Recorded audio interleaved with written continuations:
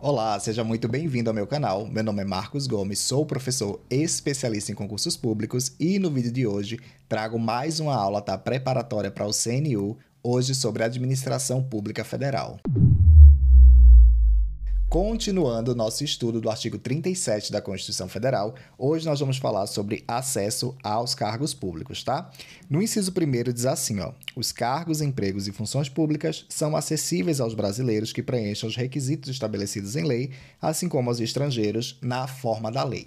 Gente, esse inciso aqui, tá, embora curto, ele traz vários conceitos que são muito importantes para a prova, tá? Que muitas vezes são cobrados aí em várias questões, e é possível que você já tenha conhecimento, né, sobre alguns desses conceitos, porém, para a gente garantir que você vai mandar muito bem na sua prova, eu vou trabalhar aqui cada um deles com você agora. Primeiramente, vamos entender, né, os cargos públicos. Quando a gente fala de cargos públicos, nós temos dois tipos, os cargos efetivos e os cargos em comissão. Os cargos efetivos, eles são preenchidos por servidores.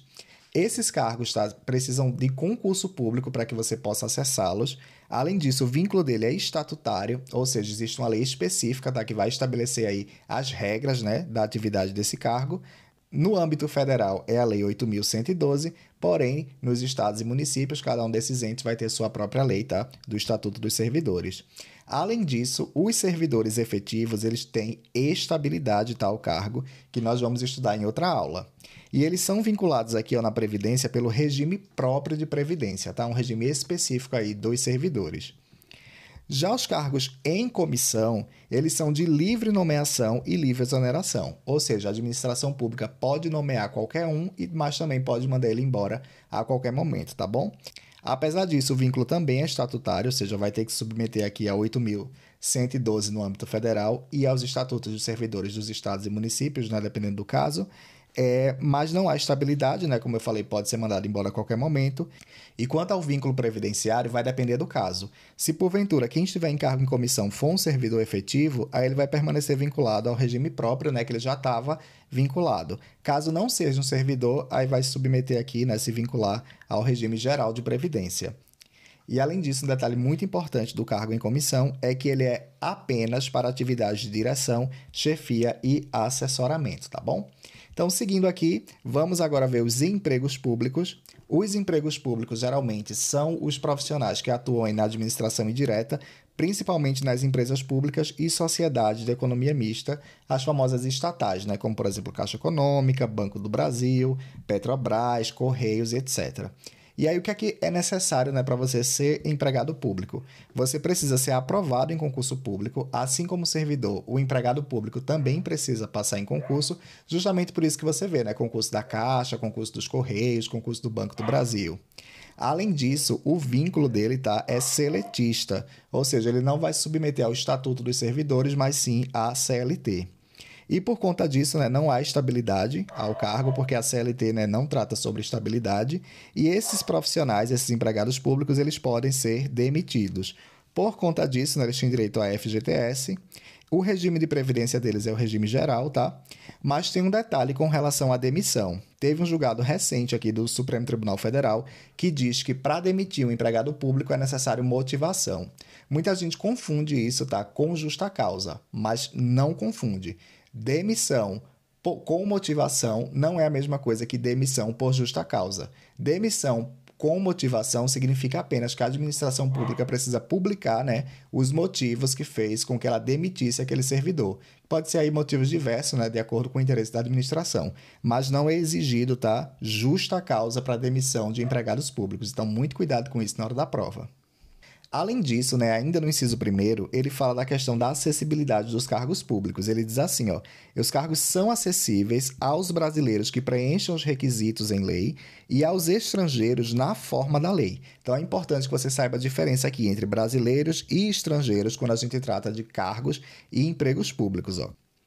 No caso dos brasileiros, né, lá fala especificamente que eles têm que aí, preencher requisitos que estão estabelecidos em leis.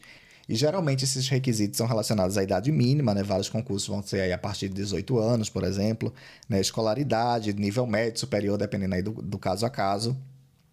Aptidão física e mental, principalmente aí para carreiras relacionadas à segurança pública, isso aqui é muito exigido. Quitação de obrigações eleitorais e militares. Aprovação em concurso público, tá? Que é muito importante.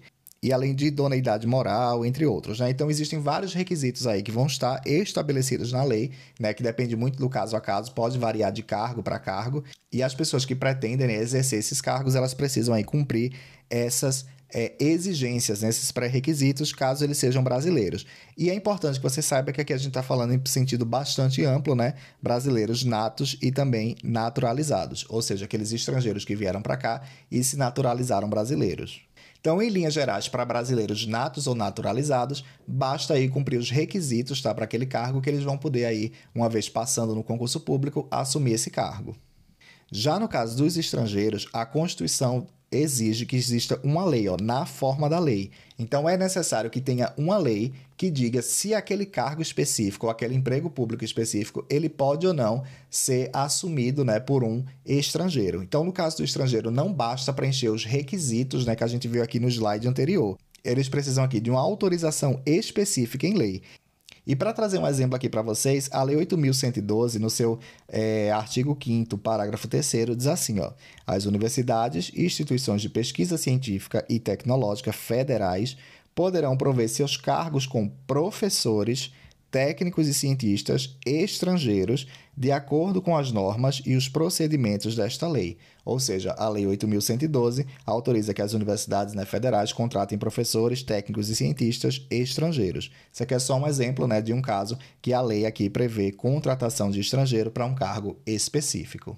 Mas existem alguns casos, tá, que a própria Constituição traz que apenas brasileiros natos podem assumir, ou seja, nem mesmo estrangeiros que se naturalizaram brasileiros poderão. E são cargos muito específicos, tá, muito estratégicos, mas eu vou aqui apenas listar para vocês. Então, cargo de presidente e vice-presidente da República, presidente da Câmara dos Deputados, presidente do Senado Federal, ministro do STF, carreira diplomática, oficial de Forças Armadas e ministro de Estado de Defesa. Então, nesses casos aqui, mesmo estrangeiro naturalizado, ele não pode aí, tá, assumir estes cargos.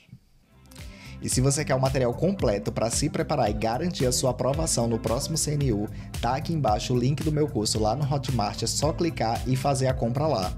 No curso você conta com o material completo das 6 disciplinas de conhecimentos gerais, além de mapas mentais, resumos estratégicos e cadernos de questões comentadas. Gente, são os últimos dias, tá, para você aproveitar o cupom de desconto que eu criei especialmente para você que acompanha aqui minhas aulas no canal. Então não perde tempo, corre agora mesmo e garanta o seu desconto. Você não pode parar sua preparação por aqui. Tô deixando aqui, tá, a próxima aula para você continuar a sua preparação. Deixa o like no vídeo, se inscreve no canal que eu já te vejo na próxima aula.